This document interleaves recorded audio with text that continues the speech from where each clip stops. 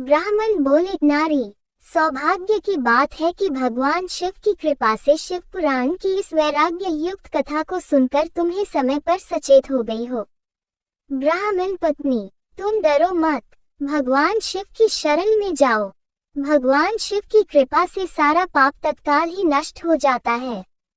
मैं तुमसे भगवान शिव की कीर्ति कथा से युक्त उस परम वास्तु का वर्णन करूंगा, जिससे तुम्हें सदा सुख देने वाली उत्तम गति की प्राप्ति होगी। शिव की उत्तम कथा सुनने से ही तुम्हारी बुद्धि पश्चाताप से युक्त एवं शुद्ध हो गई है एवं तुम्हारे मन में विषयों के प्रति वैराग्य हो गया है। पश्चाताप ही पापियों के लिए सबसे बड़ा प्रायश्चित है। जो पश्चाताप करता है वही वास्तव में पापों का प्रायश्चित करता है। जो पुरुष विधि पूर्वक प्रायश्चित करके निर्भय हो जाता है पर अपने कुकर्म के लिए पश्चाताप नहीं करता, उसे प्रायः उत्तम गति प्राप्त नहीं होती है। परंतु जिसे अपने कुकृत्य पर हार्दिक पश्चाताप होता है वह अवश्य उत्तम गति का भागी होता है, इसमें संशय नहीं है। इस शिव पुराण की कथा सुनने से जैसे चित्त की शुद्धि होती है वैसे किसी दूसरे उपायों से नहीं होती है।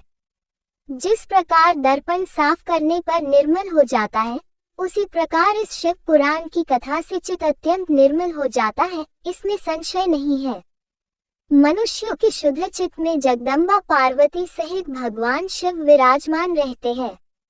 इससे वह विशुद्धात्मा पुरुष श्री शाम सदाशिव के पद को प्राप्त होता है। इस उत्तम कथा का श्रवण समस्त मनुष्यों के लिए कल्याणकारी बीज है। अतः यथोचित शास्त्रोक्त मार्ग से इसकी आराधना अथवा सेवा करनी चाहिए। ये भवबंधन रूपी रोग का नाश करने वाली है। भगवान शिव की कथा को सुनकर फिर अपने हृदय में उसका मनन एवं निधिध्यासन करना चाहिए। इससे पुनर्तः चित्त शुद्धि हो जाती है। चित्त शुद्धि होने से महेश्वर की भक्ति अपने दोनों पुत्रों ज्ञान और वैराग्य के साथ निश्चय ही प्रकट होती है। तत्पश्चात महेश्वर के अनुग्रह से दिव्य मुक्ति प्राप्त होती है, इसमें किसी भी प्रकार का संशय नहीं है। जो व्यक्ति मुक्ति से वंचित है उसे पशु समझना चाहिए, क्योंकि उसका चित्त माया के बंधन में आसक्त है। वह निश्चय ही संसार बंधन से मुक्त नहीं हो पाता है। ब्राह्मण पत्नी, इसलिए तुम विषयों से अपने मन को हटा लो और भक्ति भाव भगवान शंकर की इस पावन कथा को सुनो। परमात्मा शंकर की इस कथा को सुनने से तुम्हारे चित्त की शुद्धि होगी और इससे तुम्हें मोक्ष की प्राप्ति हो जाएगी। जो निर्मल चित्त से भगवान शिव के चरणार विंदों की चिंतन करता है उसकी एक ही जन्म में मुक्ति हो जाती है। ये बात मैं तुमसे सत्य कहता हूँ। सूत जी कहते हैं, शौनक, इतना कहकर वो श्रेष्ठ शिव भक्त ब्राह्मण शांत हो गए। उनका हृदय करुणा से आर्द्र हो गया था। वे शुद्ध चित्त वाले महात्मा भगवान शिव के ध्यान में मग्न हो गए। तत्पश्चात उठकर वैराग्य युक्त उत्तम बुद्धि वाली स्त्री, जो अपने पापों के कारण आतंकित थी, उस महान शिव भक्त ब्राह्मण के समक्ष हाथ जोड़कर गदगद वाणी में बोली। चंचुला कहती है, ब्राह्मण, शिव भक्तों में श्रेष्ठ स्वामी आप धन्य हैं, परमार्थदर्शी है। आप सदा परोपकार में लगे रहते हैं, अतः श्रेष्ठ साधु पुरुषों में प्रशंसनीय है। साधु, मैं नरक के समुद्र में गिरती जा रही हूँ, आप मेरा उद्धार कीजिए। पौराणिक अर्थ तत्व से संपन्न जिस सुंदर शिव पुराण की कथा को सुनकर मेरे मन में संपूर्ण विषयों से वैराग्य उत्पन्न हो गया है, उसी शिव पुराण को सुनने के लिए मेरे मन में बड़ी श्रद्धा उमड़ रही है। सूची कहते हैं, ऐसा कहकर चंचुला हाथ जोड़कर उनका अनुग्रह पाकर शिव पुराण की कथा को सुनने की इच्छा मन में लिए उन ब्राह्मण देवता की सेवा में तत्पर हो वहां रहने लगी। तत्पश्चात शिव भक्तों में श्रेष्ठ एवं शुद्ध बुद्धि वाले ब्राह्मण देवता ने उसी स्थान पर उस स्त्री को शिव पुराण की उत्तम कथा सुनाई। इस भाटी गोकर्ण नामक स्थान में उन्हीं श्रेष्ठ ब्राह्मण से चंचुला ने शिव पुराण की परम उत्तम कथा सुनी, जो भक्ति, ज्ञान और वैराग्य को बाने वाली तथा मुक्ति प्रदान करने वाली है। इस परम कथा को सुनकर ब्राह्मण पत्नी अत्यंत कृतार्थ हो गई। उसका चित्त शीघ्र ही शुद्ध हो गया। फिर भगवान शिव के अनुग्रह से उसके हृदय में शिव के सगुण रूप का चिंतन होने लगा।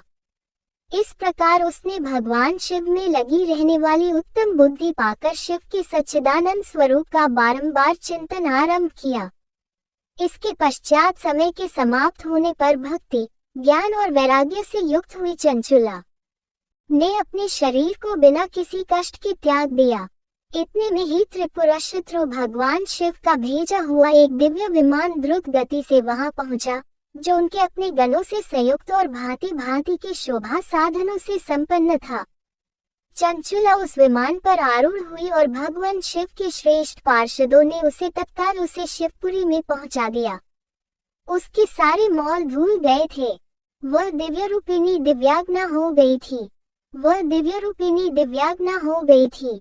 उसके दिव्य अवयव उसकी शोभा बढ़ाते थे।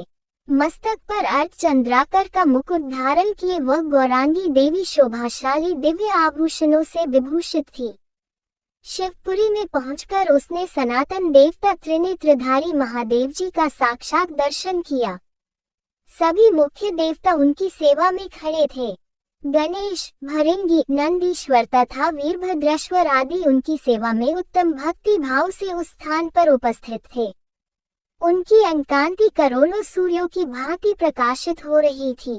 कंठ में नील चिन्ह शोभा पाता था। 5 मुख और प्रत्येक मुख में 3-3 नेत्र थे। अर्धचंद्राकार मुकुट मस्तक की शोभा बढ़ता था। उन्होंने अपने वामांग भाग में गौरी देवी को बिठा रखा था, जो विद्युत पुंज की भांति प्रकाशित थी। गौरीपति महादेव जी की कांति कपूर के समान गौर थी। उनका सारा शरीर श्वेत भस्म से भासित था। शरीर पर श्वेत वस्त्र शोभा पा रहे थे। इस प्रकार परम उज्ज्वल भगवान शंकर का दर्शन करके वह ब्राह्मण पत्नी चंचुला बहुत प्रसन्न हुई। अत्यंत प्रीति युक्त होकर उसने भगवान शिव को बारंबार प्रणाम किया। फिर हाथ जोड़कर वह बड़े प्रेम, आनंद और संतोष से युक्त हो विनीत भाव से खड़ी हो गई। उसके नेत्रों से आनंदाश्रुओं की अविरल धारा का प्रवाह होने लगा। उस समय भगवती पार्वती और भगवान शंकर ने उसे बड़ी करुणा के साथ अपने पास बुलाया और सौम्य दृष्टि से उसकी ओर देखने लगे। पार्वती जी ने तो दिव्य रूप धारणी बिंदु गोप्रिया चंचुला को प्रेम पूर्वक अपनी सखी बना लिया। वह उस परमानंद घन ज्योति स्वरूप सनातन धाम में अविचल निवास पाकर दिव्य सौख्य से संपन्न हो अक्षय सुख का अनुभव करने लगी।